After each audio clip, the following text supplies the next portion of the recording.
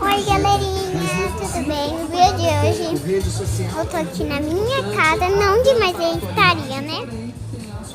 Hoje eu vou mostrar um cachorrinho que é meu irmão de trouxe andando, galera. Minha mãe, ele tá magricelo, gente. Então resolvi chamar de magricelo. Então, aqui ó, pronto. Aqui, gente, coitado. Ali na janela, essa janela de cá abre. Cadê o cachorrinho? Pode ir lá. Cadê o cachorrinho? Cadê o cachorro?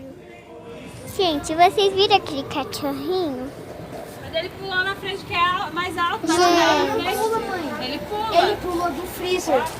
Ele pula no freezer, mãe. Mãe. Ele pula da janela da cozinha, depois no freezer e depois no O que chão. você está olhando aí, Maria? Gente, então, esse foi o vídeo. Já morreu, não tá nada, ele tá cheio de carrapato. Estão matando. Ô mãe, é tira dele. Eu tirei um grandão da orelha dele. Pronto, gente, então esse foi o vídeo.